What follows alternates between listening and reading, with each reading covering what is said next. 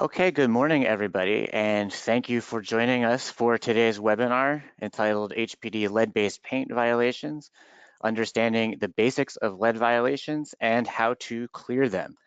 This training is being hosted by HPD's Office of Enforcement and Neighborhood Services, also known as ENS for short, and we are the office within HPD that employs inspectors and other uniformed staff to help ensure that housing is safe for all New Yorkers.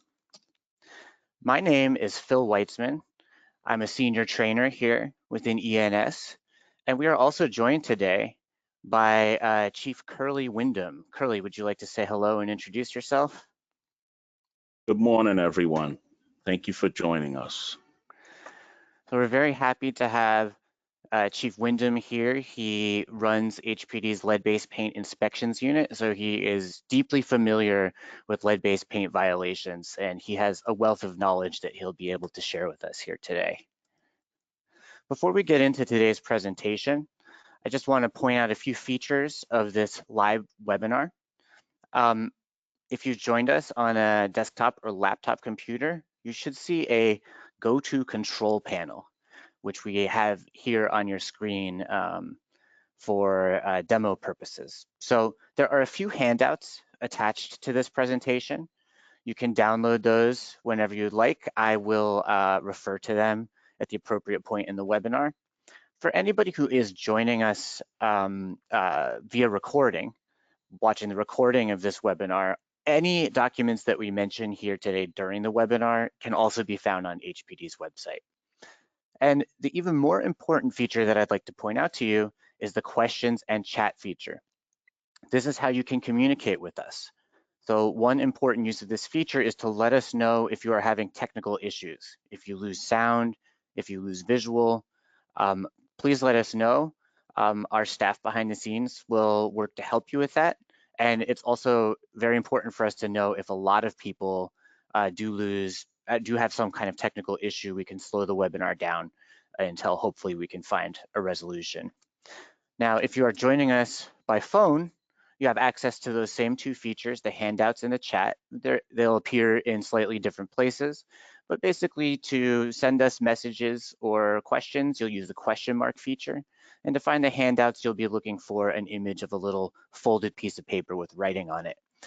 Aside from using the questions and chat to let us know about any tech issues you're having, we also encourage you to ask your questions in the chat.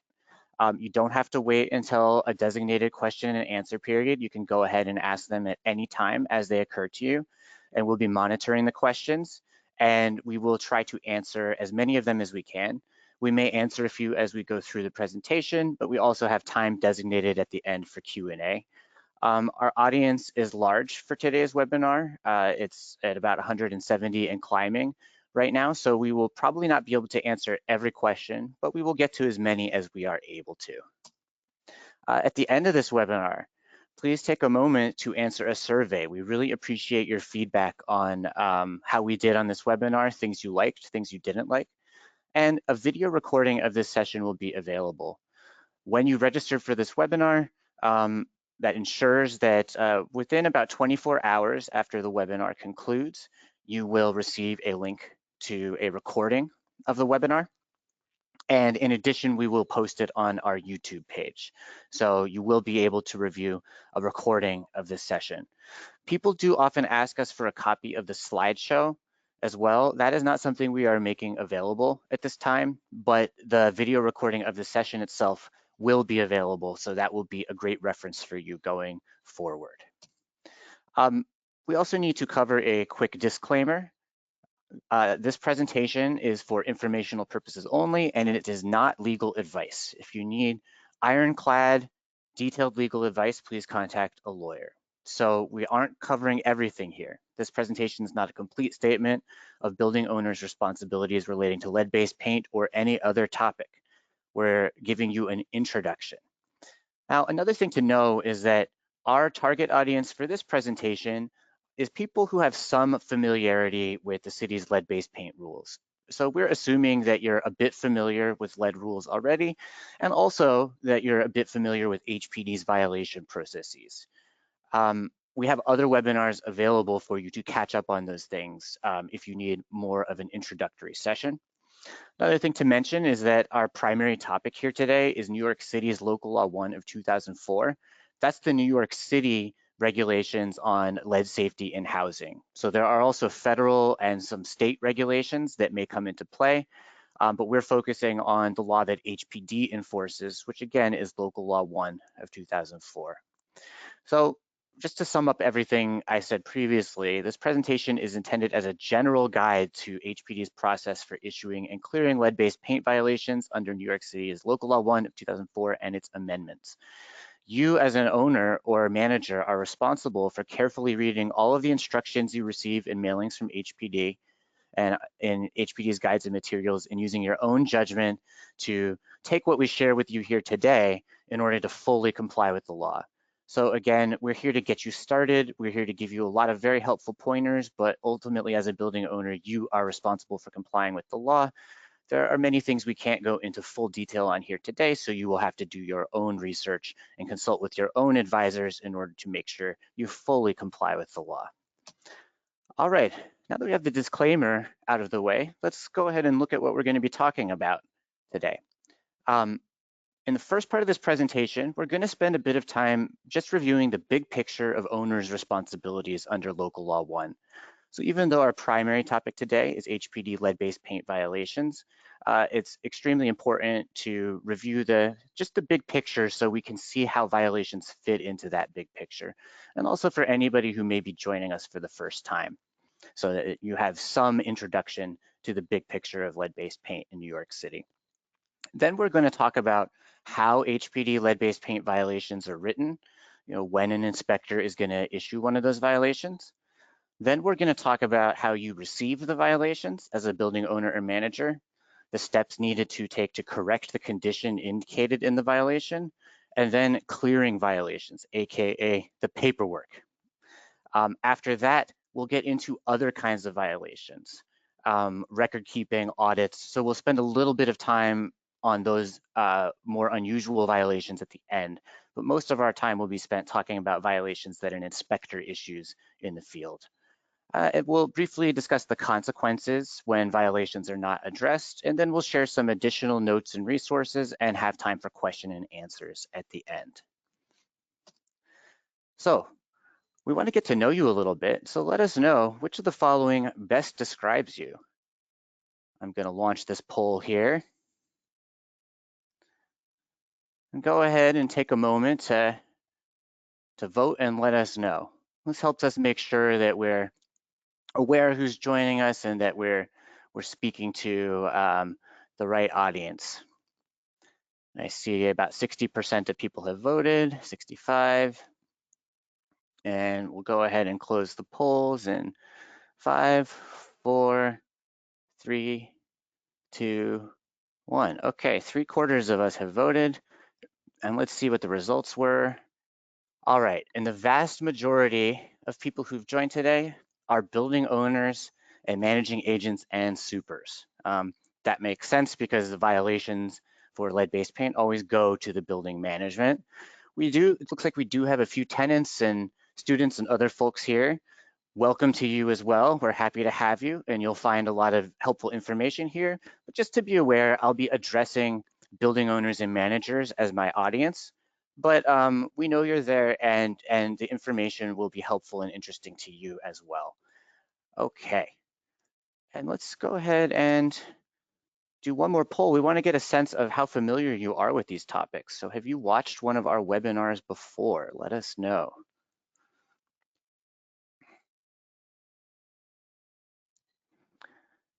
Okay, I'm seeing some votes are coming in. About half of you have voted.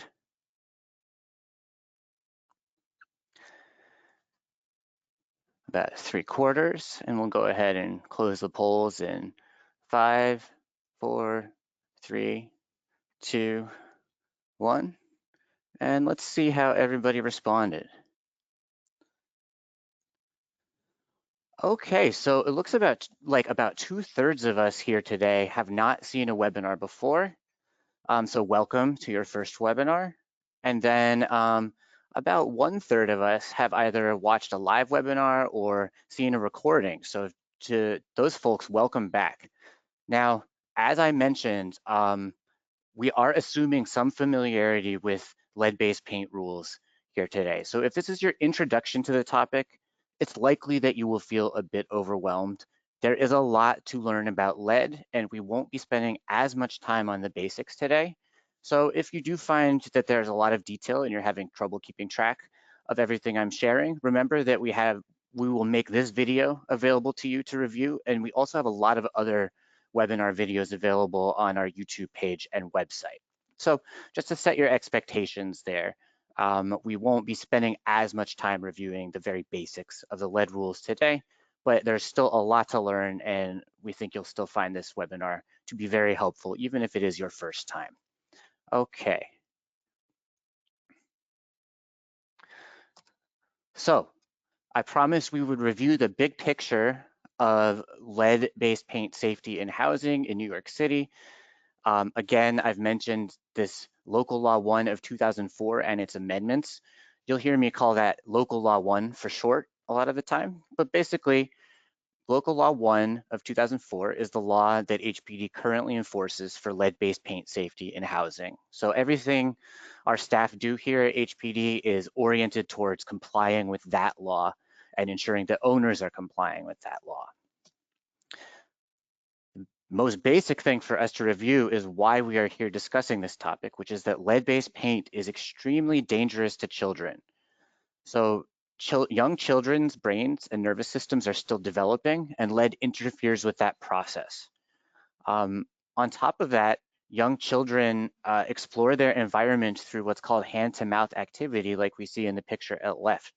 So a child is going to be exposed to more lead-based paint dust and other lead in an environment than an adult would be because they are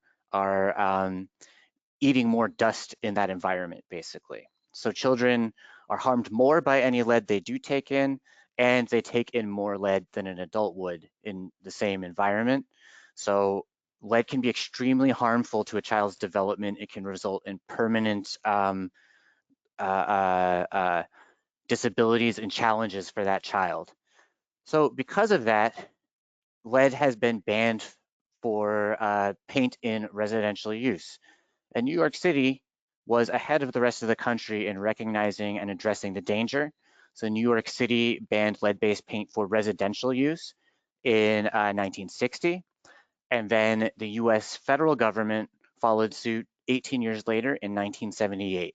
You can see those two dates are highlighted here in this slide. It's very important to keep these dates in mind because Local Law 1 has a lot of different requirements that are tied to these two dates. So again, New York banned lead in residential paint in 1960, and the federal government did so in 1978, two key dates. The key thing to understand about New York City's lead law is that it basically says that lead is so dangerous in paint that under certain conditions, we are going to assume that there is lead in the paint unless proven otherwise. And that is called the presumption of having lead-based paint. So if a building was built before January 1st, 1960, the law basically presumes that that building is going to have lead-based paint. The law also identifies a few other areas of concern or triggers for certain responsibilities, which are that a child under 6 has to reside in the unit for many responsibilities to come online. And reside is defined as not just living in the unit, but also routinely spending 10 or more hours per week. So potentially a tenant who is babysitting or performing other childcare responsibilities may still have a child who resides in their unit under the provisions of the law, even if the child doesn't sleep in that unit or have that unit as their official mailing address. And the other thing to point out is that this presumption of lead-based paint applies to almost all tenant-occupied housing. Or really all tenant-occupied housing, excuse me. So any multiple dwelling, which is defined as a building with 3 or more residential units, or any private dwelling, which is a building with 1 or 2 units that has a tenant occupied unit in it. Now, although the law presumes that buildings have lead-based paint based on the age of construction, that doesn't mean the law presumes all buildings are in violation of the law, because it is not a violation of the law just to have lead-based paint in your residential building. So just because you have lead in your building does not mean you are in violation. The law is structured to identify and address what we call lead-based paint hazards. So the concern is not just lead-based paint, it's lead-based paint that has become a hazard, particularly to a child. So as long as lead-based paint is covered up under layers of intact non-lead-based paint, it is not considered to be an immediate danger. It's not great that it's there. It would be better if it was gone, but it is not considered to be an immediate danger. It mostly becomes a danger once that paint is disturbed and the lead part of the painted surface becomes exposed. So there are a lot of very specific provisions of the law. There's a lot of detail. It's not simple to go over all those provisions. They're all, as I said, very specific, but two major areas of concern, two themes you're going to see throughout this summary of the basics of lead-based paint in New York City is that we're concerned with paint that has deteriorated, aka that is peeling, chipping, flaking, cracking, etc., like we see in the picture at right on this slide, and the presence of a child under the age of 6 years old. So deteriorated lead-based paint with a child nearby who could be exposed to and harmed by that lead-based paint. Those are the two main concerns that we're going to see in the law. So how does the law address these hazards? Well, the law places a lot of responsibility on building owners and managers. The law is asking you as a building owner manager to take a number of steps to prevent lead-based paint hazards, to prevent that paint from deteriorating in such a way that it could harm a child. So most of us in New York City are very familiar with the annual notice process, that annual mailing to tenants to determine if a child under 6 is residing in a unit. And then once the owner knows that there's a child in the unit, the law requires them to follow up by doing a check for deteriorated paint to identify any lead-based paint hazards, and then of course to address those hazards by arranging for work to be done to make the apartment safe for that child. There are also requirements at vacancy. You're going to want to, every time the apartment is vacant, do what we call a turnover investigation. And that's going to include identifying any peeling paint at that time, as well as at the first turnover investigation, abating door and window friction surfaces. That basically means taking steps to remove all lead-based paint from the parts of doors and windows that rub against each other. And we discussed turnover in great detail in our turnover webinar if you're curious to learn more about those requirements upon apartment vacancy. Once you've identified the problem, or once there is a problem there, then the law requires you to take actions to correct hazards. So as I mentioned before, when you find the deteriorated paint during your annual investigation or during turnover, you will have to arrange for work to be done to make that lead-based paint safe for any children in the environment. Also, any other time you become aware of deteriorated lead-based paint, the law requires building owners and managers to arrange for work to be done. And keep in mind that this applies using the presumption of lead-based paint. So you may not have tested a surface, but if the surface is presumed to have lead-based paint and the paint is deteriorated, you could either arrange for testing if you think the paint does not have lead, but whenever it does have lead or you haven't tested either way, as a building owner or manager, you would have to treat it as though it does have lead. Another thing to keep in mind along these lines is that anytime work is done in a building that is built before 1960, the owner is required to use EPA certified contractors whenever lead paint is going to be disturbed, which is for a lot of work. So in some cases, that'll be because you've identified a lead hazard that you are addressing. But in other cases, it could be that the main concern is an electrical problem or a plumbing problem. But if that work is going to disturb more than 2 square feet of lead-based paint or paint that hasn't been tested either way, then uh, you will need to use EPA certified contractors. And that's because lead-based paint dust can be a really dangerous hazard, both for the workers who do the work and for tenants who remain inside that apartment. So the law requires that that work be done by licensed contractors who are trained to do the work safely. Another requirement under the law that we want to make you aware of is that so just about a year from now, there is a deadline to test all rental units for the presence of lead-based paint. This law basically requires building owners to create an index of all lead in their building, and that testing is going to be done room by room, surface by surface in all units. The deadline was a little sooner if a child came to reside in the unit. However, at this point, that's that doesn't matter because we're close enough to the deadline that that all units are going to have the same deadline now. So that little piece of how the law was written doesn't really apply anymore. Your responsibility at this point is to test all units by August 2025. Now, the nice thing about this law is that once you have complied, you will have a detailed knowledge of where any lead-based paint exists in your building. Since you're going to have to do this testing anyway, once you have that knowledge of lead paint in your building, you'll have a very good sense of how you can apply for an exemption. It may be that some units or all units don't have any lead-based paint. That would be great news. It'd be very easy for you to apply for an exemption. Or it may be that you have to do some work to remove or make safe some lead-based paint. But either way, if you apply for an exemption and receive it from HPD, that will reduce your responsibilities under this law. So usually by now, people are wondering how they can reduce their responsibilities, and applying for an exemption is a great way to do that. So let's go ahead and review a little bit of what we talked about now, and just let us know when your building was built. And that's going to be based on the new construction date on the certificate of occupancy. If you're wondering how to find out when your building was built. Those who aren't familiar, you can look that up on the DOB website. No need to do that right now. But let us know when your building was built. And if you own or manage more than one building, when was your oldest building built? And you'll notice we're asking you questions with the dates 1960 and 1978.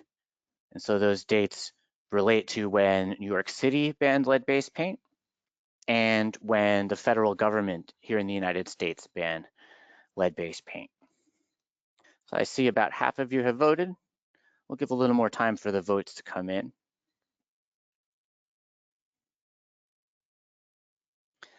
About 60% have voted.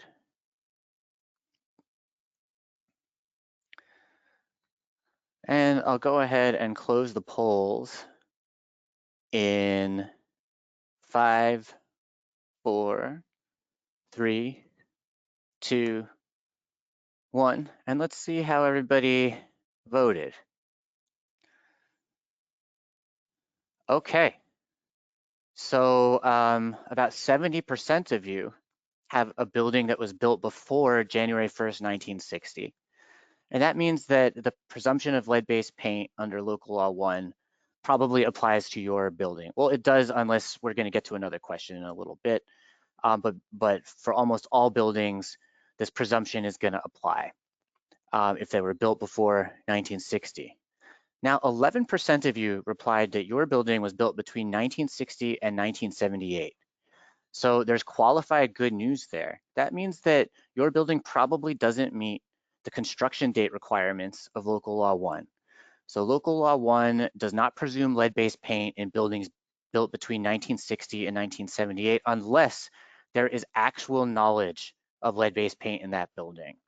So it's much rarer for buildings built between those dates to have lead-based paint, but it does happen because lead paint was not banned for residential use in some other states. So sometimes building workers may have driven some paint in from another state, but it's much rarer. So most of these responsibilities we're discussing are not going to apply to your building unless there is actual knowledge of lead paint in that building, a positive test for lead may identified by a government agency or your own workers, for instance. So for you, 11%, that's probably good news for you. That means that your responsibilities are significantly limited under this law. And for the most part, unless you know there is lead-based paint in your building, you won't be receiving violations from HPD. And these requirements I'm discussing will not apply for your building. For those of you whose building was built after January 1st, 1978, we can say for certain that these requirements of local law 1, the annual notice, the turnover, all of this do not apply to your building. And it is extremely unlikely that there is lead-based paint in your residential building. So that's the best news. For that 8% of you, um, what I am discussing is very rarely, if ever, going to apply to your building. Um, uh, our inspectors are not going to be doing lead-based paint inspections in your building, really ever. You know, it's the local law 1 is not applying to your building. And now those 12% of you who say, I don't know, hopefully you're understanding why it's very important to get this date, because depending upon the date, all of the provisions of the law that I just discussed may or may not apply to your building. Now, the one other piece of that affects whether local law 1 is going to apply to your building is your answer to this next question, which is, do you own or manage a multiple dwelling or a private dwelling with at least one tenant occupied unit? So go ahead and give us your answer to this question. Let me go ahead and launch that poll.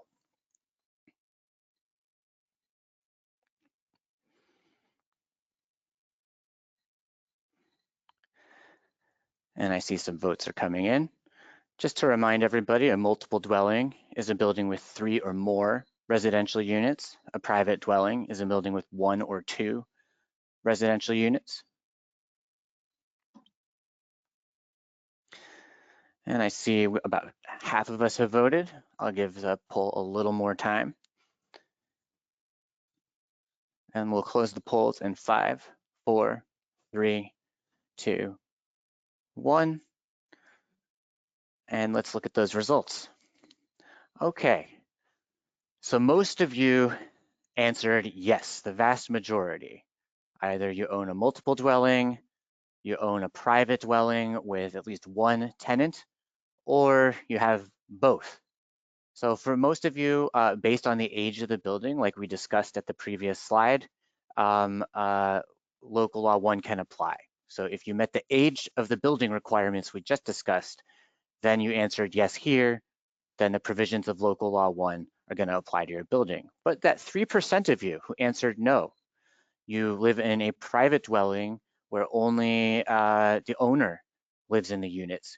You should also be aware that these responsibilities that we're discussing here don't apply to your building. The one exception is the safe work practices requirements. You're still going to want to follow federal law to make sure that the work is being done safely by workers using safe work practices. Now, for that 3% of you, the law does not provide responsibilities for you. However, please do be aware that lead-based paint is dangerous whether or not the law requires you to take steps to ensure your safety. So especially if there are children spending time in your building, you may not have to do so in the ways that are prescribed by law here that we're going to discuss, but we strongly encourage you to take steps to keep yourself, any workers that work in your private dwelling, and especially any children in there, safe. So you can stick around if you would like to learn a little bit about what that can look like, but especially the part of the presentation where we go into our main topic today, which is violations from HPD. You know, most of that is not going to apply in your building if you are in a private dwelling where only you live. Okay, at this point, everybody is really wondering how they can reduce their responsibilities under local law 1, and we often get this question. People will ask us, my building was built before 1960, but it was gut renovated. So I believe there is no lead-based paint. Does local law 1 still apply to my building? including the turnover and the August 2025 testing requirements? And our answer is going to be yes. The presumption of lead-based paint applies to all pre-1960 buildings, even if you believe that there is no lead-based paint.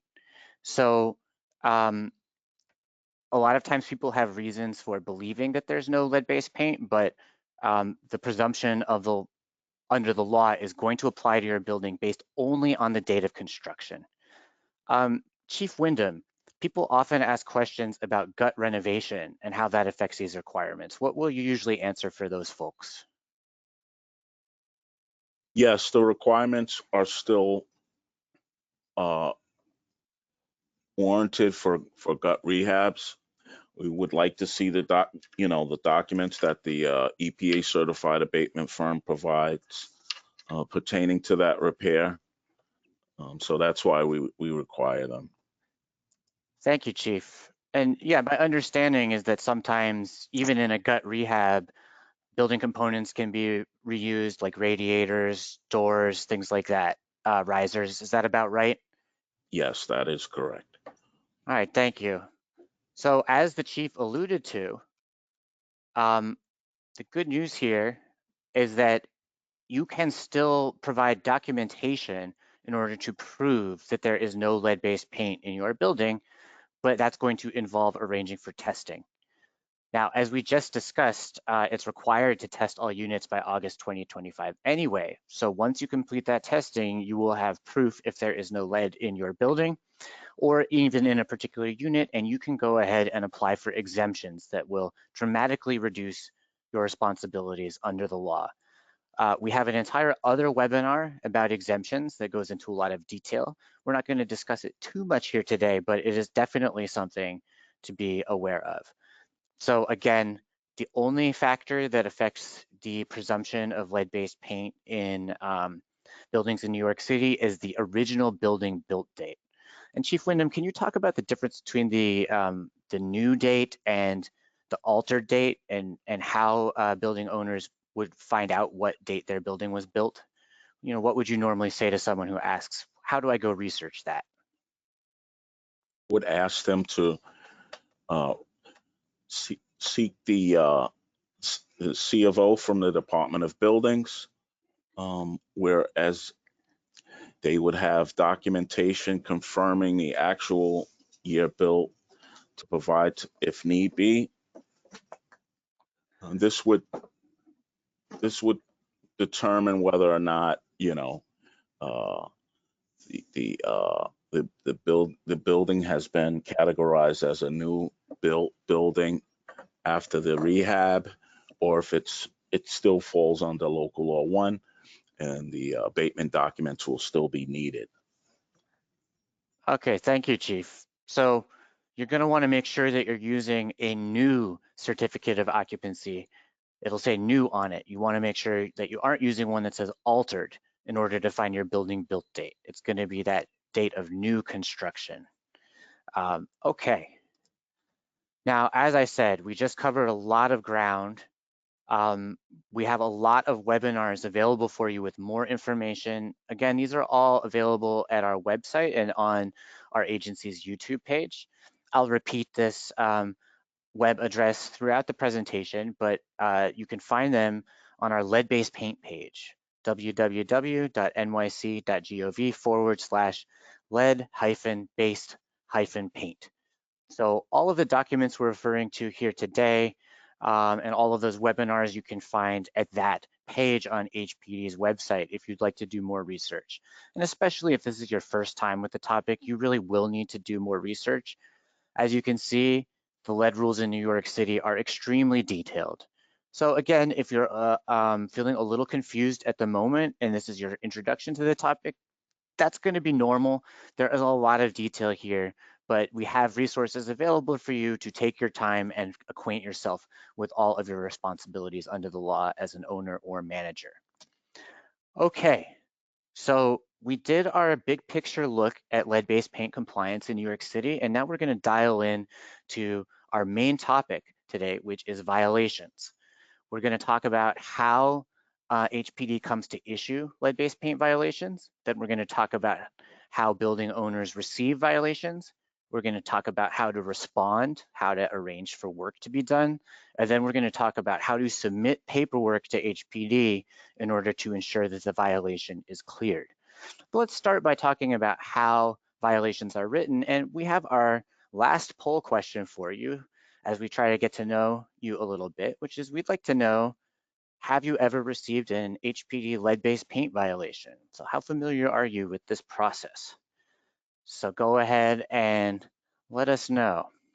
And this question is for building owners and managers. If you are a tenant or a student or other, you can go ahead and abstain from voting here.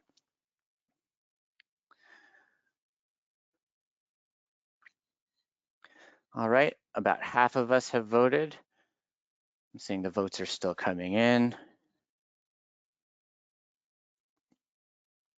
And we'll go ahead and close the polls in 5, 4, 3, 2, 1.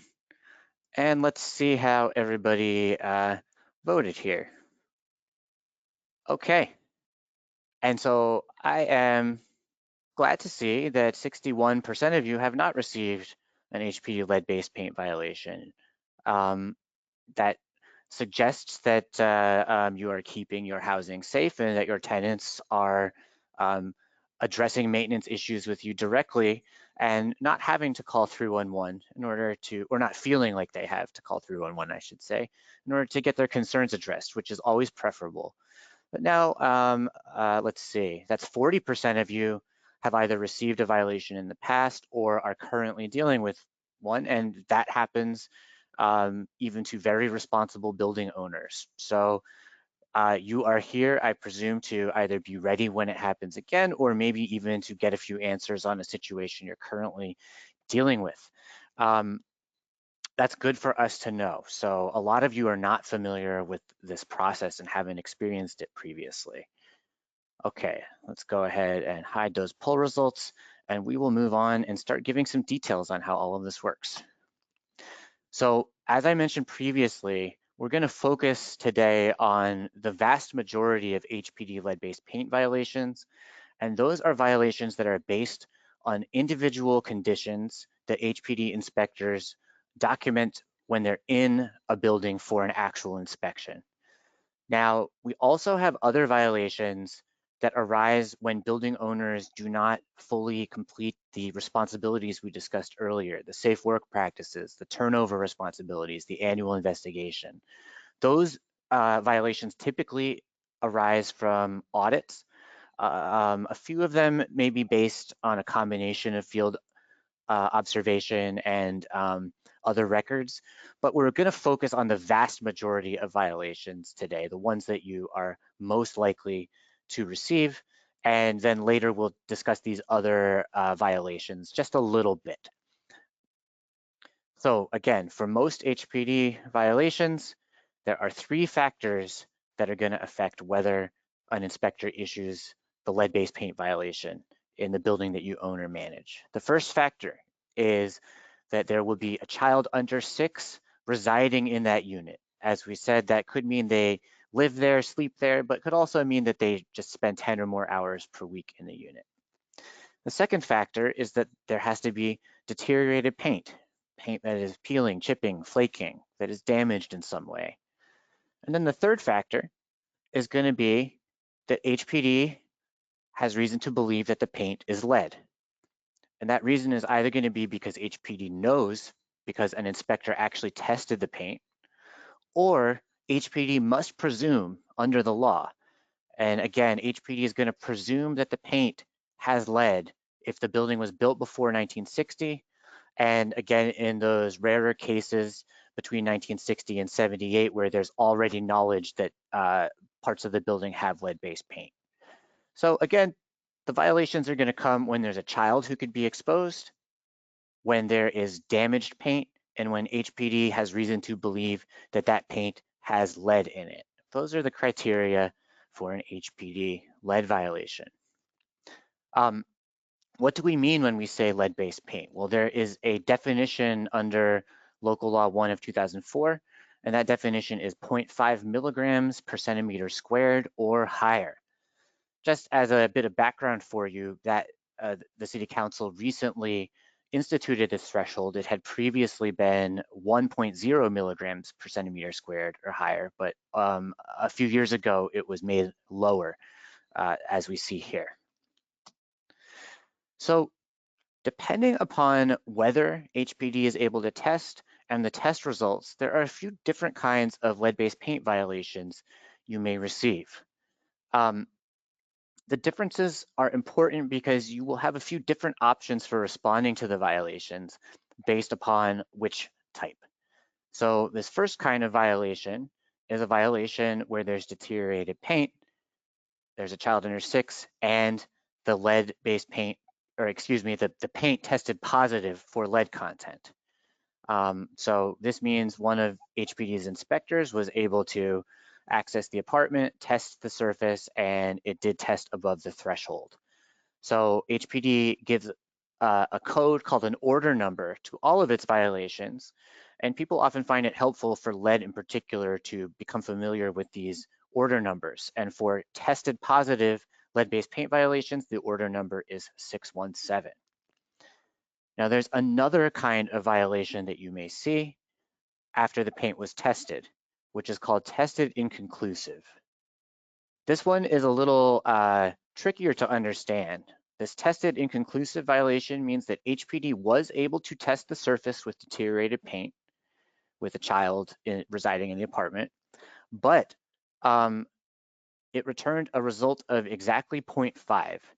And based on the manufacturer's specifications, that result can't be said to be either over or under the limit. It's so close to the edge that we can't say for sure, is it positive or negative? So this is based on the sort of scientists and statisticians who work for the company that creates the machines. And they said, we can't say with absolute confidence if we get this result, if it's just over or just under the limit. So HPD, under its rules, treats these results as positive because they're very close to the limit, unless proven otherwise through a method called paint chip analysis. I'll talk a little bit more about that in a bit. And HPD identifies these violations with the order number 624. Now, the third kind of lead-based paint violation that you'll see is a presumed violation. So for these, HPD didn't get to test the surface, but there's a child under 6, there's deteriorated paint, and based on the age of the building, by law, HPD must presume that the paint has lead even though it wasn't tested. And so HPD identifies these violations with order number 616. As I said, depending upon which violation you receive, you will have slightly different options for how you can respond. So we have a table here summarizing everything I just said. Again, if it's our lead-based paint threshold is 0.5 milligrams per centimeter squared. If the XRF machine, the machine that tests for lead, returns a result of 0.6 milligrams per centimeter squared or higher, that means the surface tested positive and we issue a 617 order number. If the result is exactly 0.5 milligrams per centimeter squared, we get an inconclusive result and a different order number. If HPD can't test the surface, but there's a child and the building is of applicable age, HPD presumes that the paint is positive without testing. That gets a 616. And one other thing to mention is that sometimes our inspectors are able to test the surface and it comes back negative. It's not lead-based paint. However, we're only ever testing a surface if there's deteriorated paint. So HPD will still issue a violation just for the issue with the paint. Usually that's going to be an A-class violation for peeling paint. So it's not as serious an issue as peeling lead-based paint with a child present, but it is still a maintenance issue, so HPD will still issue that non-lead peeling paint violation. So some of you are probably wondering at this point a little bit about what our process is. And the two things that we want to emphasize here are that our inspectors are always checking for lead-based paint issues. And then the second thing is that we are always trying to test any deteriorated paint for lead before we issue a violation. But let's talk about how our inspectors always check. So no matter what, if an inspector's in a building of applicable age, where the provisions of local law 1 apply. Anytime they're in an apartment, they're going to ask the tenant about the presence of a child. And whenever a child under 6 resides, the inspector is going to do a thorough check for any deteriorated paint all throughout that apartment. It's called a room by room, surface by surface inspection. They're going to check the baseboards, the walls, closet walls, ceilings, every painted surface. Now, this is whether or not the tenant ever complained about lead. So it will often happen that a tenant is complaining about a leak or heat or some other maintenance issue. They might not have been concerned about lead, but once that child is present, the inspector is still going to do that inspection. Now, once we've identified that deteriorated paint, our goal is always to be able to test that paint. Although local law 1 requires HPD to presume that the paint has lead, it's still preferable not to issue lead violations for paint that in fact does not contain lead because of the cost and expense associated with dealing with those conditions. So we will try to test for lead. In the best case scenario, 3011 gives HPD advance notice that the tenant has a child under 6. And that's when Chief Wyndham's unit is going to respond, and his unit, they carry XRF machines. So once they confirm the presence of a child in the building of applicable age, when they find any deteriorated paint in that apartment, they can test it right then and there. And so they'll only they'll only issue violations for paint that is test positive or inconclusive, as we discussed previously. And any other deteriorated paint they find will simply receive just a maintenance peeling paint violation. However, unfortunately, sometimes HPD doesn't know ahead of time about the child under 6 in the apartment for whatever reason. And so HPD cannot send an inspector with an XRF machine. In those cases, the inspector is going to do the next best thing, which is they are creating a detailed report of all deteriorated paint in that apartment. And then what they will do is send it to our lead unit who carry those XRF machines for testing. The lead unit is going to try to get back into that apartment in order to test. Hopefully they can. But if they can't, then the deteriorated paint that that initial inspector identifies is going to receive those presumed violations because, again, the law requires HPD to presume that the paint has lead unless shown otherwise. So that's some detail for you about how HPD issues violations. Now, let's go ahead and look at how you receive the violations. And as I said, then we'll talk about arranging for work done to correct them. And then we will talk about working with HPD to get those violations cleared from your building. So for building owners and managers, the process all starts with a document that looks like this. HPD issues notices of violation for any violation. So this is how we will tell you about any violation, but this is what it will look like for lead.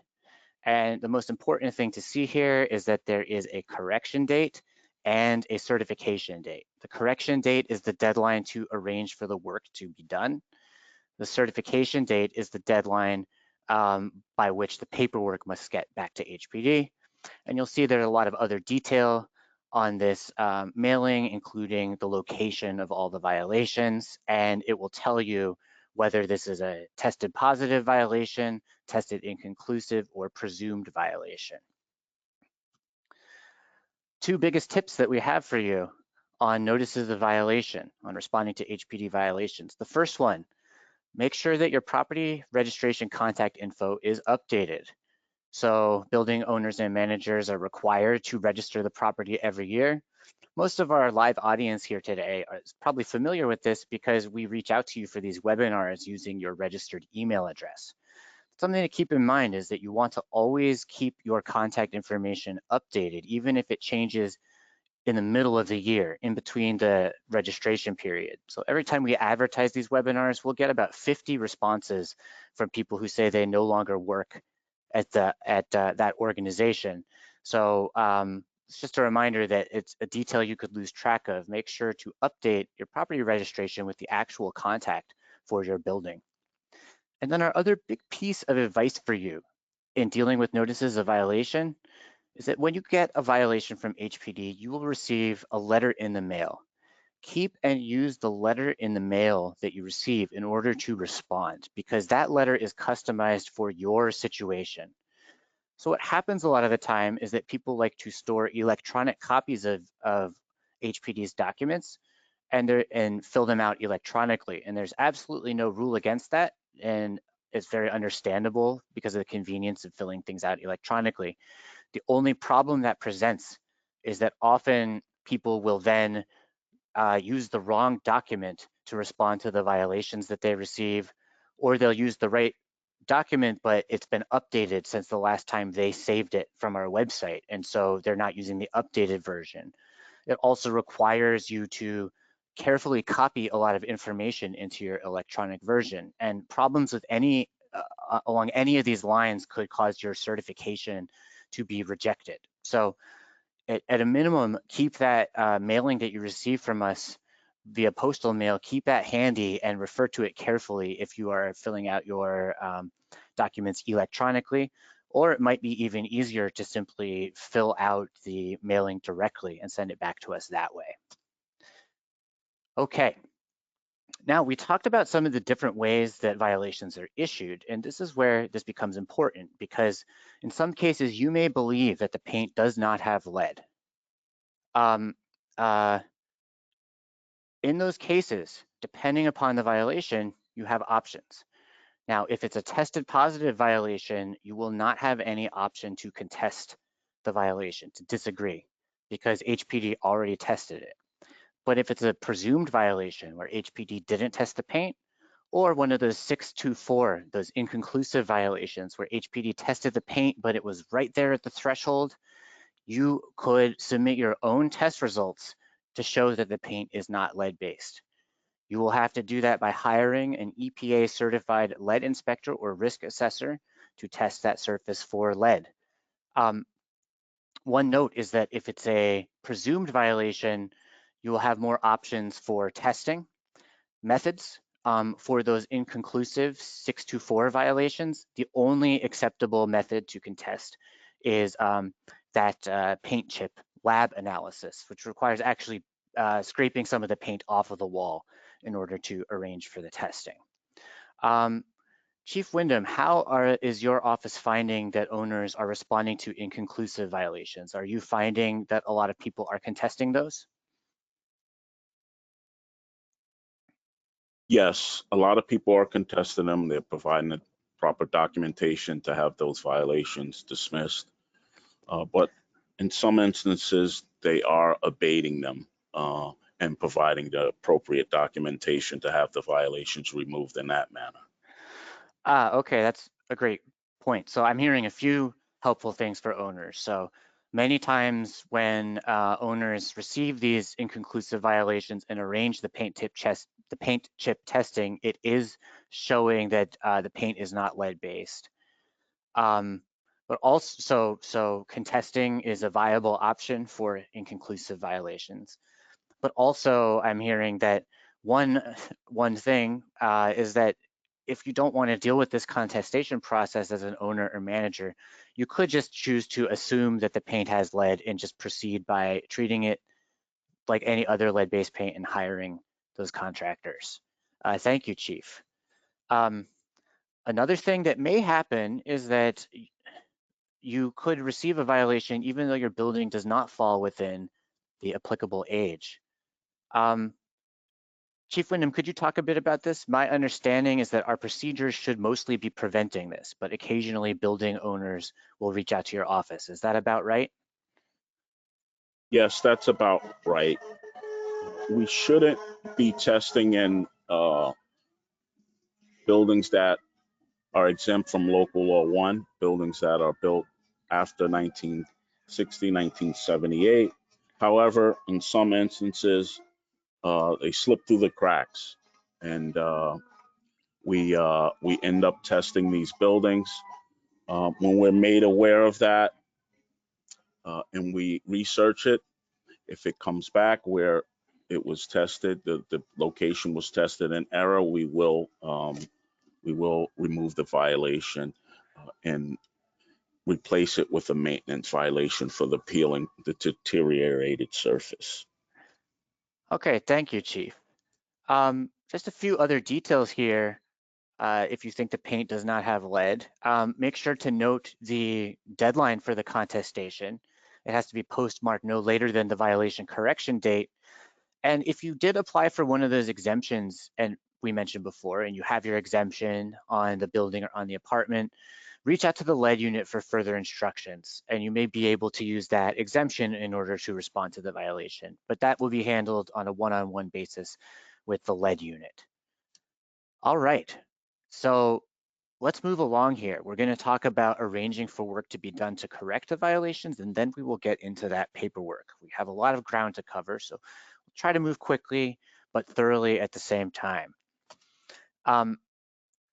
Once you receive a violation, we know we're dealing with a lead-based paint condition, so all of the rules that normally apply for working with lead-based paint are going to apply to the condition you're dealing with. And in addition, Local Law 1 insists that you hire a worker with or a firm with a specific kind of license, commonly referred to as an abatement license, in order to do that work. When you look at the license, it will say lead-based paint activities, but it's commonly referred to as an abatement license. We see an example of the kind of work that will be done here in the picture at right. This worker is wearing personal protective equipment. We can see their gloves. And they are doing what's called wet scraping the paint, which means that they're only scraping the paint while spritzing it with water. That's going to cause the paint dust to be heavy enough to fall down onto plastic sheeting that the worker has placed on the ground that will be easy to clean up. So this helps ensure that the worker is safe and that the work site does not become contaminated. Um, Local Law 1 has a lot of rules on which methods are permitted to respond to a lead-based paint violation. You can see them listed here on the slide. Just one thing to know is that some of these methods are designed to permanently eliminate the hazard by removing the lead-based paint completely, while some only reduce the hazard by stabilizing the paint. For friction surfaces, surfaces that rub against each other on windows and doors, it's better if you can use methods that completely eliminate the paint, such as removing it or replacing the component, um, because if you only stabilize the paint, if that component creates friction, it's still going to result in microscopic dust that could harm a child. And so the work may not be acceptable.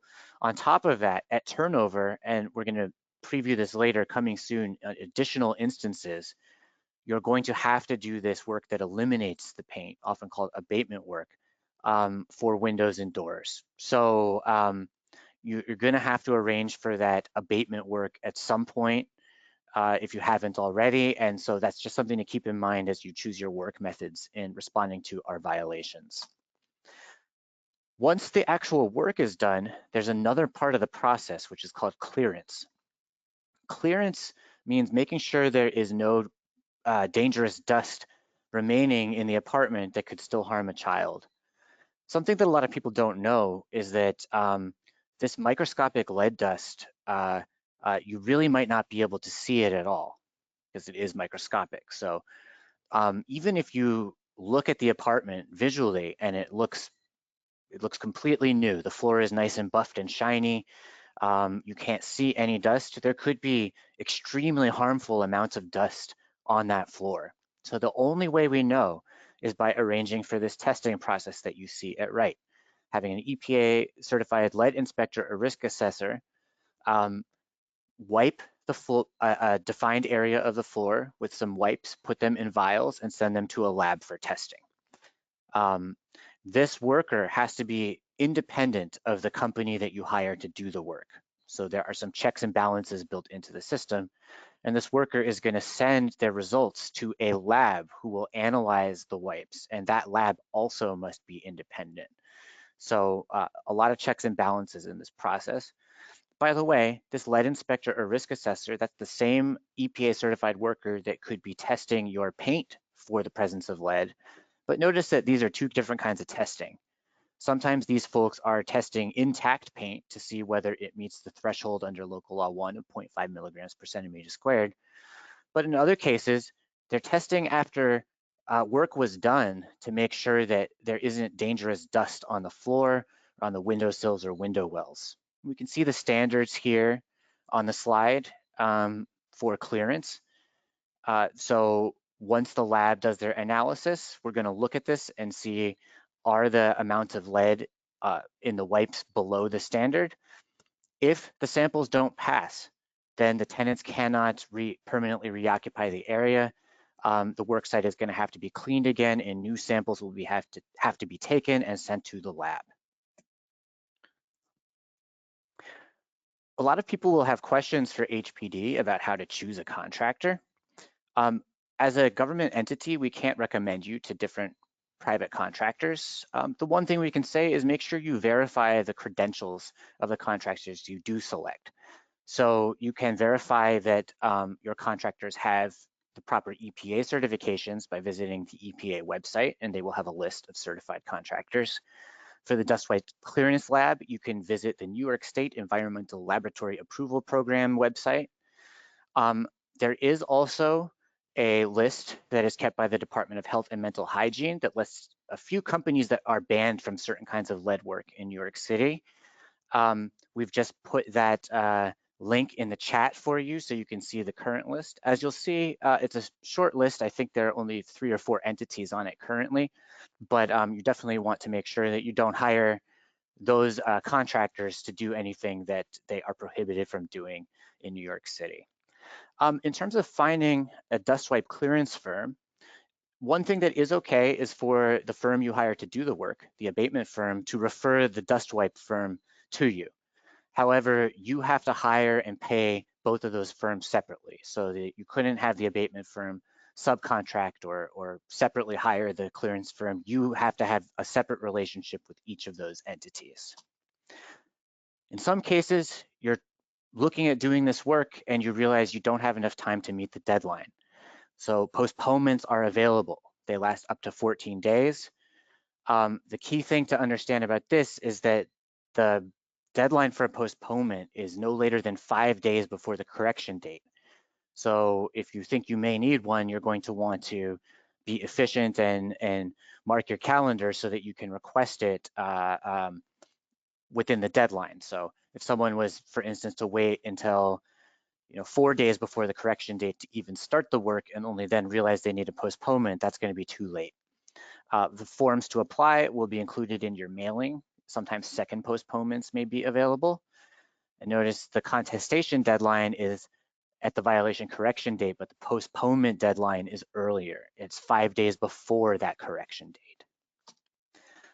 Okay, we talked about how HPD lead-based paint violations are issued. We talked about how you will receive them as a building owner or manager. We talked about some rules for arranging for that work to be done. And now we're going to get into arranging with HPD to clear the violation once you have had all of that work done to keep the conditions safe for your tenants.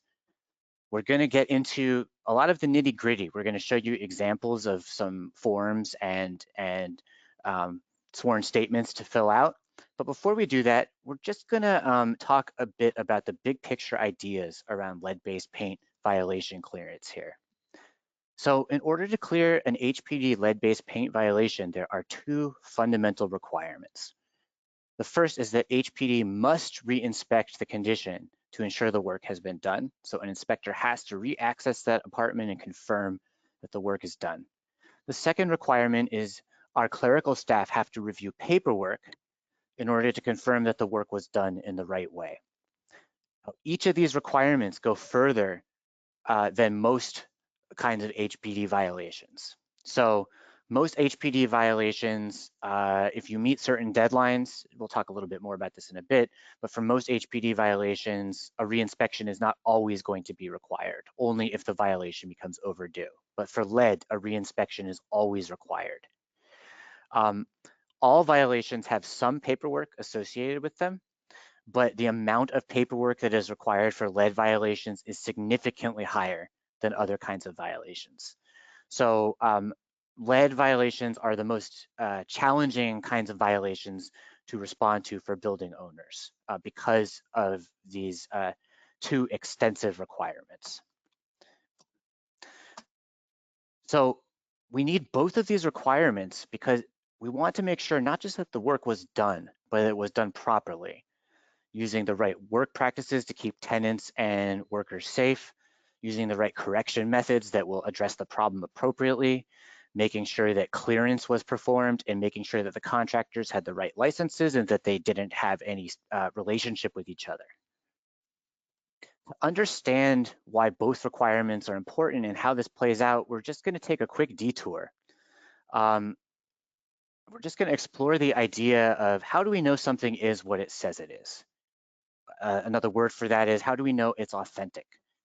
So we're just going to take an analogy here of a collector's signed baseball card. We see here an image of a signed Babe Ruth baseball card. For those who aren't familiar, Babe Ruth is a legendary um, baseball player from back in the day, and a signed card of his would be worth a lot of money.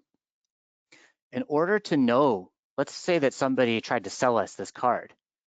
If we want to know that it's really a signed Babe Ruth card and not like a forgery, there's two things that we can do to figure that out. One is we can look at it ourselves, but the other is are going to check its paperwork and history. It's going to come with some paperwork proving that it is what it says it is. So if someone tried to sell us a Babe Ruth card and they said, hey, I've got all the perfect paperwork for this card, and then they hand it to us and it's this picture that we see here at left, which looks like a smiley face drawn by a child, we know that that's not a Babe Ruth signed baseball card. Because even though the paperwork looks great, even though the paperwork looks perfect, we look at it and we see for ourselves that is not a signed Babe Ruth card. Same thing for our inspectors. Maybe the owner has submitted all the right paperwork to clear that violation. But if the inspector re-inspects and they go see the condition in the apartment and there's still a lot of deteriorated paint, they can't, HPD can't accept all that paperwork because we can see with our own eyes the condition doesn't exist. Let's look at the opposite example. So in this case, the Babe Ruth signed baseball card looks perfect. It looks like the real thing. But when we look at the paperwork that's supposed to prove what it is, that doesn't look legitimate. So this looks like it has a picture of a Pokemon on it and it says void. That is clearly not the right paperwork. So if somebody tried to sell us this Babe Ruth card and they said, hey, we look at it and it looks good, but they say, hey, here's my proof that this is what it says it is, and they give us something that's not valid, we're going to be suspicious of that. We're not going to take the card. Same thing applies with HPD violations. So it could be the inspector goes back to the apartment and everything looks good, but the inspector can't see how that work was done. So if the owner can't provide the proper paperwork to prove the work was done safely, HPD can't accept that paperwork. So HPD is going to be looking for both the visual confirmation via a re-inspection and the proper paperwork. And this slide basically repeats what I just said. We're going to have our inspector go back to confirm that the work was done visually, and then we're going to check the paperwork to see it was done properly. So with that general concept in mind, let's get into some details on clearing violations. For all HPD violations, you have two options basically, or two processes. One is called certification and the other is called dealing with an overdue violation. The certification process means that you are following the law. So you meet the deadlines in your notice of violation, send all the proper paperwork back to HPD. And the benefit of that is that there are no penalties if everything is done within the rules. If you aren't able to meet those deadlines, then the violation becomes overdue and the process changes a bit. You're now in violation of the law. For lead violations, HPD is always going to try to attempt emergency repair, and there's a possibility for litigation either from HPD or from the tenants. Now, in terms of dealing with either of these processes, they're similar in a lot of ways. They both require that reinspection, and they both require almost all of the same paperwork. But a few differences are that HPD will attempt a free reinspection for the condition if you certify, Whereas if it's overdue, you will have to pay a fee to arrange for a dismissal request, as you would have to do for any other overdue violation. Um, there's an affidavit that the building owner has to fill out that takes a different form depending upon whether we're in the certification or overdue process. And who you send your paperwork to is going to change. If you are certifying the violation and meeting those deadlines, you're going to send that paperwork to the address listed, which is going to be our lead unit here at HPD at 345 Adams Street in Brooklyn, 10th floor. Whereas if you're arranging a dismissal request, you're going to do that with the borough office. And for those of you familiar with the HPD violation process, you know that's the same place you arrange all other dismissal requests, is your local borough office. Now, if you're trying to meet those deadlines, it's very, very important to be detail oriented, to pay attention to all the details. So sometimes certifications can be rejected. That's going to happen if you miss the deadlines, or if there are issues with your paperwork. If you don't submit enough documents, you submit the wrong documents, there are problems with the documents, or inconsistencies. A lot of times people use a notary public who doesn't properly notarize the document. A lot of times the dates won't line up across different documents. Those things will result in a rejected certification. And then the other thing to mention is, as we've been saying, once an HPD inspector accesses the unit to reinspect, if they see the condition still exists, they're going to have a result called not complied, and then that certification will be rejected. I mentioned this previously, but it's very good to highlight that a major benefit of meeting those certification deadlines and getting all your paperwork back to HPD is that we will attempt free, quick re-inspection for you. So within 14 days of the correction date, our lead unit inspectors will visit the apartment on their own. There's nothing that you have to arrange, and they will attempt to do that re-inspection. And if they are able to gain access, then the violation will be cleared for you. Um, if they aren't able to get in at those times, something very important to know is that you can call the lead unit and they will make an appointment with you for a third attempt. So you could coordinate with the tenant and the lead unit, and they will make an appointment. That's very useful because it means you aren't going to have to submit that dismissal request. You aren't going to have to deal with that process. So it's a very nice benefit for lead violations. Um, our inspectors are going to check that the paint that had been identified as deteriorated is now intact. And also when they reinspect, they're going to take a look to see if appropriate work methods were used. So sometimes the surface could be completely repainted, it could look smooth, but if there's an underlying condition, like there's a leak that hasn't been fixed underneath that clean, smooth paint, then the inspector is not going to comply that violation because the leak is going to cause the paint to deteriorate. The other thing is for windows and doors, for violations on those components, if they are not hung properly and they are causing friction, the inspector is going to not comply that violation as well, because that friction can create dangerous lead-based paint dust. Okay, now we're going to show you all of the paperwork. This webinar is going to remain a resource for you in video recorded form. So I'm going to try to move relatively quickly through this with the understanding that you can revisit this video and pause as needed. But this is a list of all of the paperwork that HPD requires. You see that items 1 and 2 involve sworn statements, also known as affidavits, from the building owner and from the contractors who do the work, namely the contractor who actually does the work, the abatement contractor, and the contractor who confirms the site was cleaned up, the dust wipe contractor. In addition, HPD is going to request the licenses of contractors and firms. So the abatement contractor license and the dust wipe contractor license. Depending upon who fills out the abatement contractor sworn statement or affidavit, there may be additional licenses required. And then finally, HPD is going to ask for the lab results from that dust wipe sampling. So let's look at examples of all of this. This is the sworn statement from you, the building owner or manager. Again, depending upon whether you are following the certification process or the overdue process, there is a different form for your sworn statement. That's really the only place where the paperwork differs between the two processes. Let's look at some details. This is what the certificate of correction that you use during the certification process looks like. Um, and this is what the document you use during the overdue process looks like. This document is called an AF5 form, and you can find it on HPD's website if you need to fill it out. And if you care to compare the details, there are a few different details tailored to the certification versus the overdue process. But for the most part, in both of these, you are swearing that the work was done properly. Now, this is the sworn statement from the contractor that will be hired to do the correction work.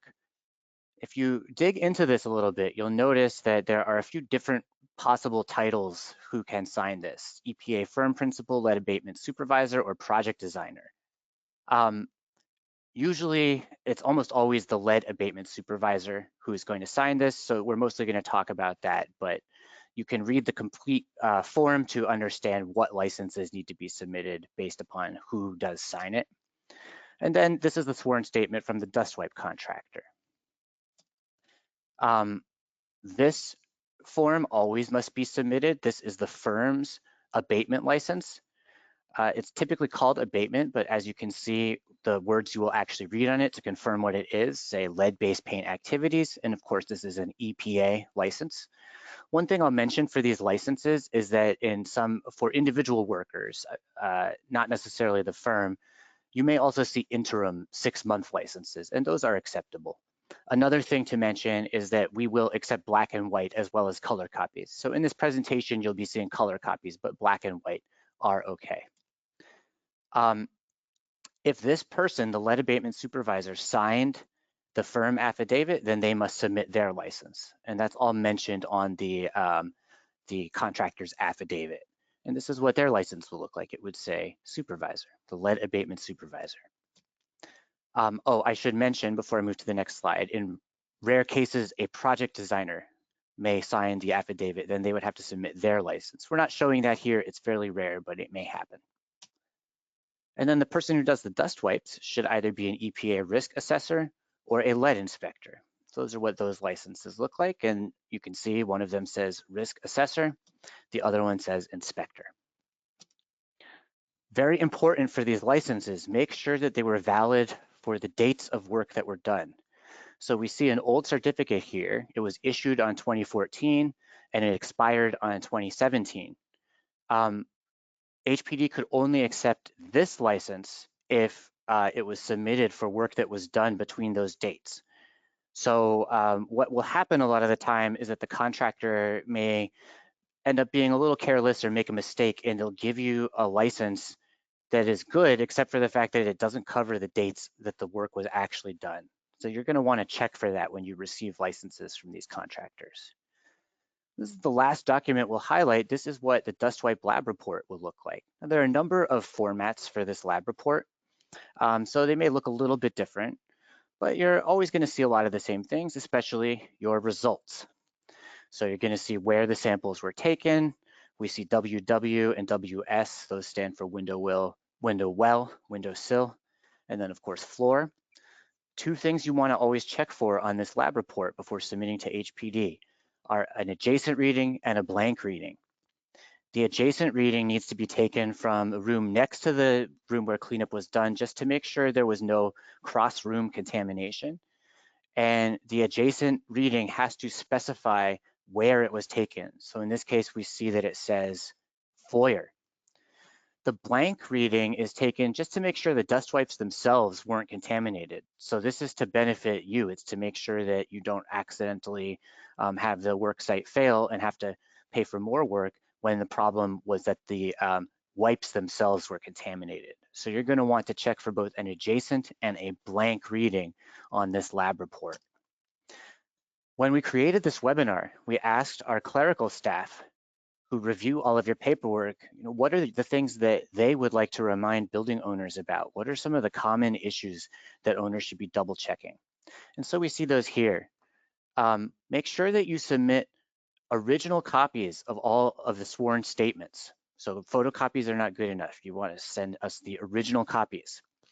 Make sure that wherever the dates of work are listed, that they match. So sometimes the owner will say the work was done on August 2nd, and then the contractor will say the work was done on August 3rd. That will cause your paperwork to be rejected. You should have your dates matching. Um, Make sure that whoever signs the abatement contractor's sworn statement is the person who provides you with that EPA license. So make sure whoever signs the thing provides their license, not somebody else who works for the company. And again, make sure your dust wipe lab reports have adjacent and blank readings. All right, how do you collect this paperwork?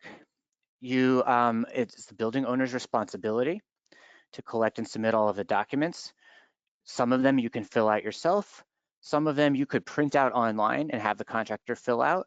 And then some of them the contractor will have to create or obtain and then provide to you. And those are listed here on this slide. Now, one thing I want to mention, we have a separate video for you for a situation that can come up that can become confusing, which is that if you start having multiple attempts to get your violation dismissed, involving multiple visits to the apartment for work to be done and multiple re-inspections, it can start to become very confusing to understand the dates that need to be on all your paperwork. The key concept to remember is that any paperwork you give to HPD has to be work that documents the same work that the inspector was re-inspecting. I'll leave it there for now for the sake of time, but on our YouTube page and website, we have about a 10-minute video that provides a lot of detail about this. It sounds simple, but when there are multiple visits to the apartment, it can start to become pretty confusing to know exactly what is required. And so if you are in that situation where you're dealing with a violation that is lingering and you're having trouble getting it cleared, I strongly recommend checking that video out. In some cases, as you're trying to clear the violation, you'll receive this letter called a defect letter. Defect sounds like something bad, but this is actually a good news letter. This letter means that an HPD inspector visited the apartment in question and saw that the work appears to have been done. So the only thing left is the paperwork. Usually this means that you still need to submit the paperwork to our office. In some cases, we have heard that there may just be a delay in scanning the paperwork. So it may be that our staff will scan the paperwork shortly. But either way, this is a good news letter. It means that the re-inspection that you arranged was complied. Okay, now we're wrapping up here. I'm thanking everyone for their patience as we move through quite a bit of material. And we will get to your questions at the end. We will leave plenty of time for that. We're going to briefly mention some additional violations. Now, for these violations, your record keeping is going to be very important. We have a whole webinar on record keeping. The short version of that webinar is that you need to keep at least 10 years of records of all of your work relating to lead-based paint safety in your building. And those records will be important if you receive some of these violations I'm about to describe. In some cases, an inspector is going to visit an apartment in your building. They're going to be issuing a lead-based paint violation, and that violation is going to be on a door or window friction surface, a surface that rubs. That inspector may also indicate a turnover violation if the tenant moved in after Local Law 1 took effect in 2004.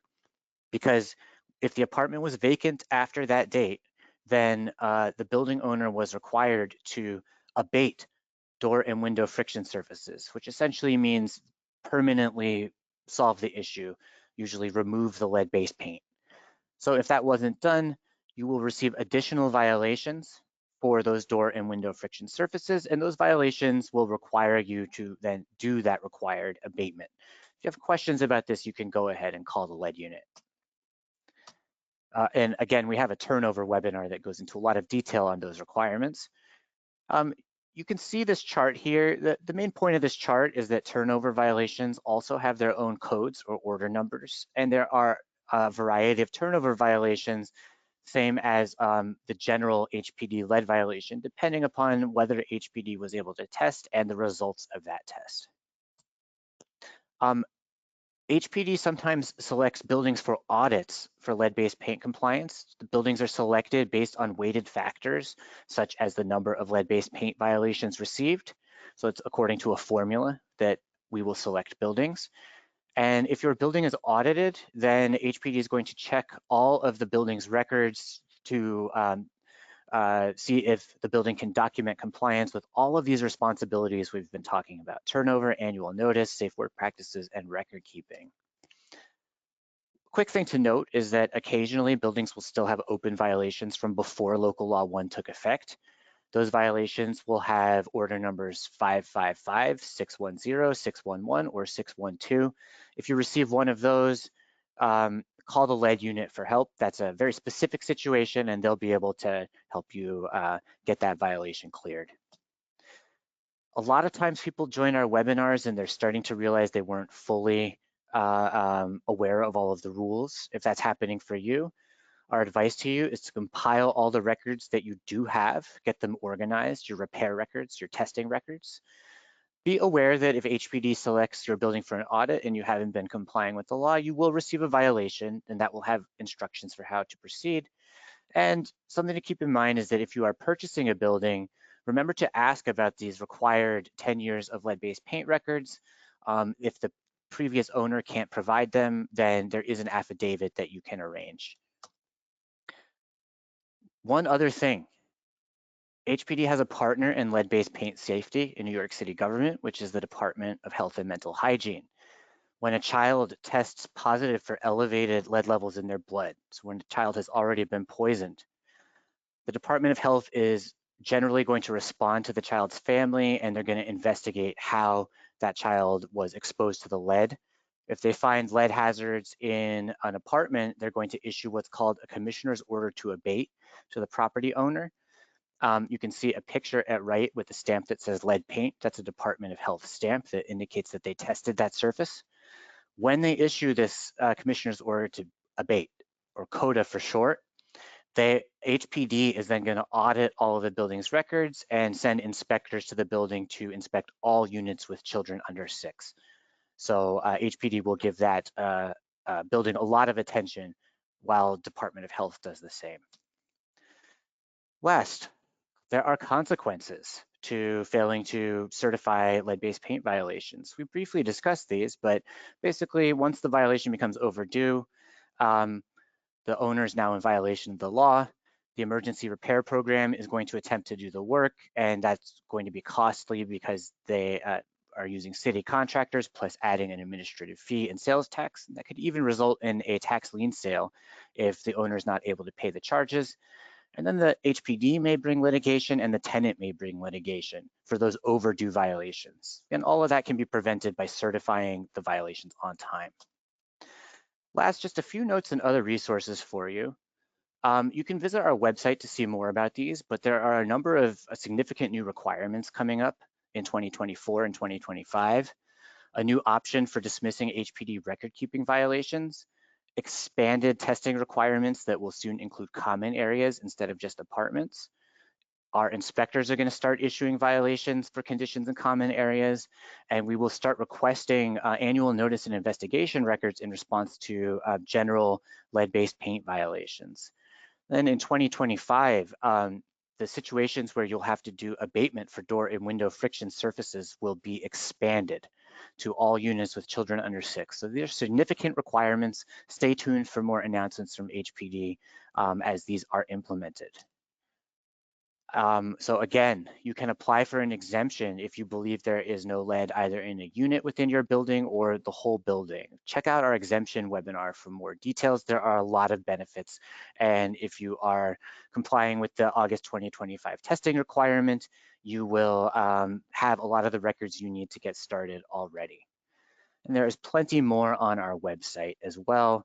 Our lead-based paint page, again, is nyc.gov/lead-based paint. For questions about your specific situation, call our lead unit, 212-863-5501.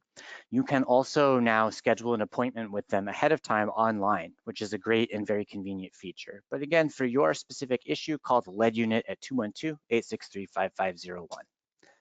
We've got plenty more webinars, so please stay tuned.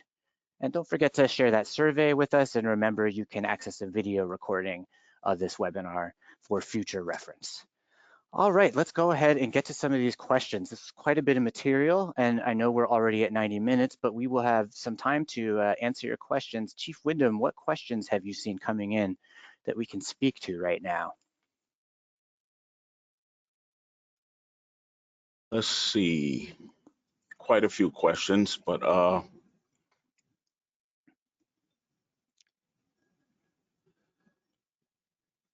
like to.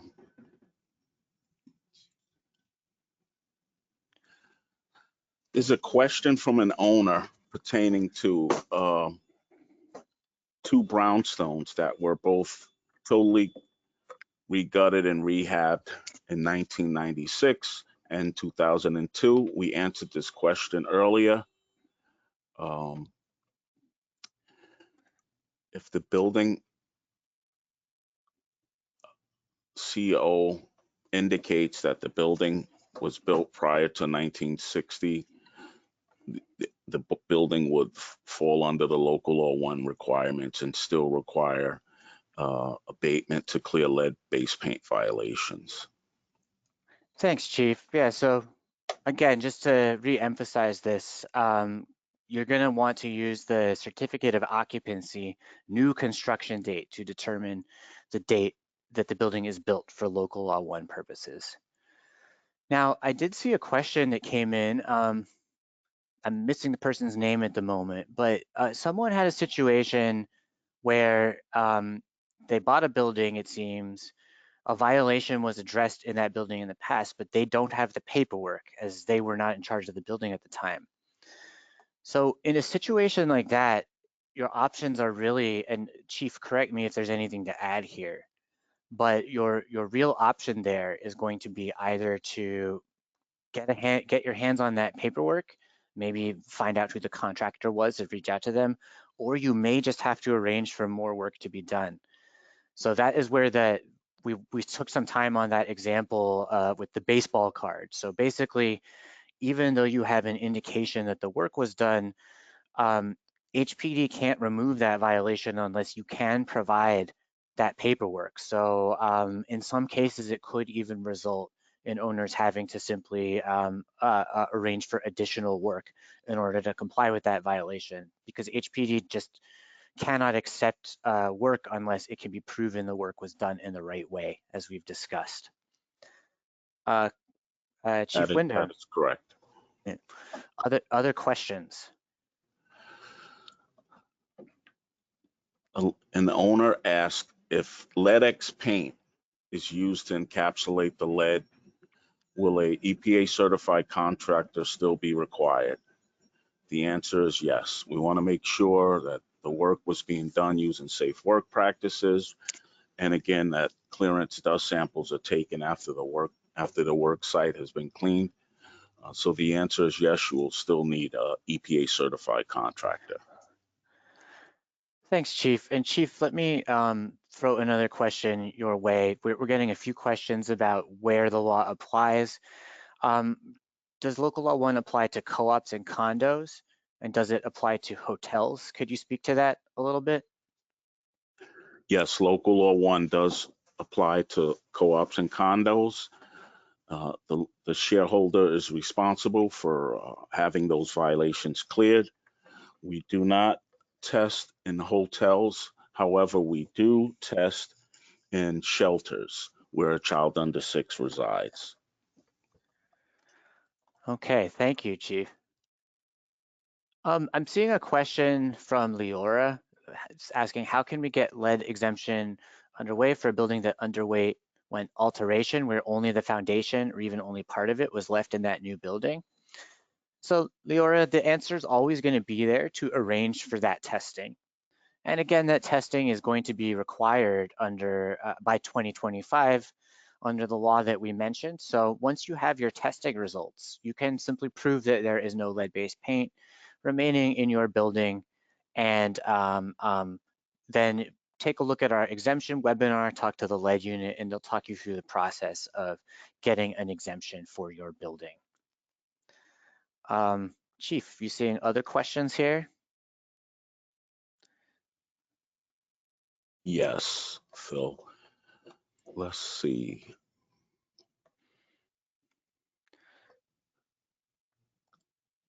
If a closet door has lead, to replace the door by a non-certified contractor. Again, it's similar to the other questions that we're having.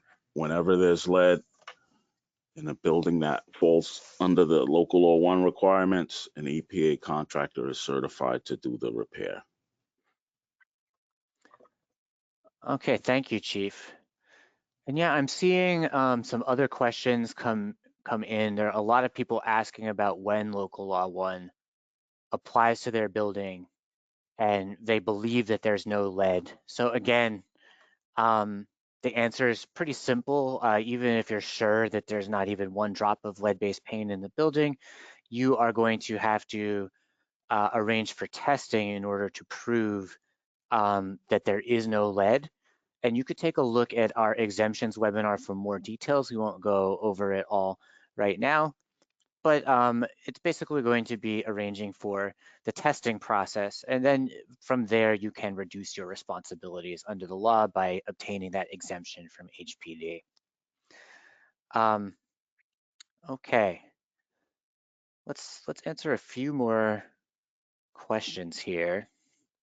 Chief, are you seeing any other questions that you would like to jump in on?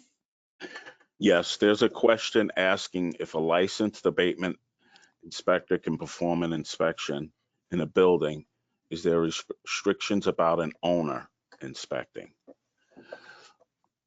We we will require, the owner is allowed if he's a licensed abatement worker, supervisor, to supervise work being performed in the apartment.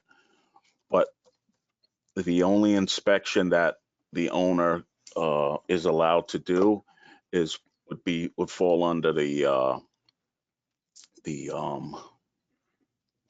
visual inspection pertaining to the annual notice. Okay, thank you, Chief. We got a question from Paul asking if the lead work was completed after the due date, can I submit the lead work with an AF5 form without a dismissal request? So Paul, the answer to that question is no. As we had mentioned previously, you're always going to need to submit both the paperwork and arrange for a reinspection in order to get that violation removed. And in order to arrange for that reinspection, you'll have to submit a dismissal request if the violation is overdue. I saw a question from Camilo about loan programs to help owners doing this work. Now, we can't go into detail on this, but there are some possible loan programs you could apply for. You could take a look at HPD's website. But it brings us to a larger point here, which is that there are a lot of resources that exist to help building owners. And we have a division here at HPD called the Division of Neighborhood Preservation. If you check our website and specifically our document, the ABCs of Housing, um, that will have contact information for them. And they offer one-on-one counseling for building owners. So if you're having trouble keeping track of your paperwork relating to HPD violations, if you're experiencing challenges in managing your building, that is one resource we have available to you. They are experts on the HPD process and they are familiar with a lot of different additional not-for-profits and other resources that may be able to help you get a handle on your situation. So that is something that I wanted to mention for all of you. Again, they are called the Division of Neighborhood Preservation. Okay, Chief, let's take maybe two more questions. And we've got a lot of great questions coming in. We are sorry we won't be able to get to all of these. Chief, anything that you're noticing? Yes, we received a question pertaining to window frames. Are they considered a friction surface as opposed to the jamb? If the window frame comes in contact with the sash as it moves up and down, it's considered a friction surface, as well as the door. The door comes in contact with the jamb, it's considered a friction surface. So you would treat those in the same way. Okay, thank you, Chief. Now, just one question that came in that's a little more general that I'm seeing from Julie. Julie's asking if the lead report came back, so I'm assuming Julie's talking about testing, and said the lead material was intact. This means I need to inspect the apartment once a year. Well, Julie, what that means is that all of these requirements that we discussed in the beginning of the presentation, so the annual inspection and investigation, the turnover requirements, the safe work practices requirements, all of these apply in your building based on the age. Now, the testing result confirms that there's lead in part of your building, but even without that testing result, remember that the law requires your building based upon the age to presume the presence of lead-based paint. So usually when we have folks who are newer to this topic, what we find is that you will be, uh, people are trying to get a handle on it and they'll sort of ask for a quick summary. And really, the answer that we have to give there is there's no quick summary.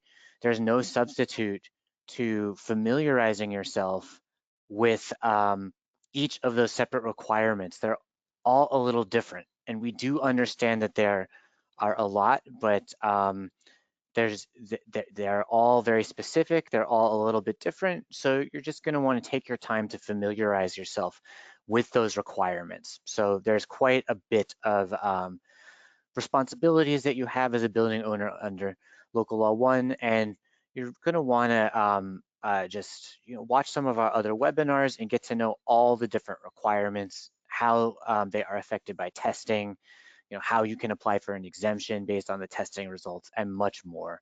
So all of that takes time. Um, Curly, I see one last question that I will throw to you before we wrap up. Someone asked us to define common areas of the building. Um, would you like to speak to that?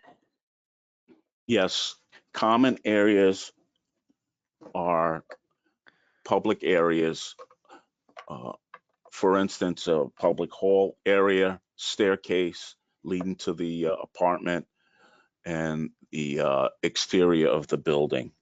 Those will be considered common areas. Yeah, thank you, Chief Wyndham. So that was a question from Lynn. And just one thing to note is that, for instance, laundry rooms, sometimes people ask about that, those do not fall under that definition of common areas. Okay, we see there are still a lot of great questions that we weren't able to speak to. We apologize we couldn't get to all of them, but we hope that you found this webinar helpful. And remember that you can visit our lead-based paint page, nyc.gov/lead-based-paint, to watch our other webinars and soon to see a posted version of this one. And so there are a lot of additional resources for you as you continue to educate yourself about lead-based paint, and you're always free to reach out to our lead unit for your specific questions about your situation. And I'll just show that phone number here one more time on the screen. That is at the bottom right here, 212-863-5501.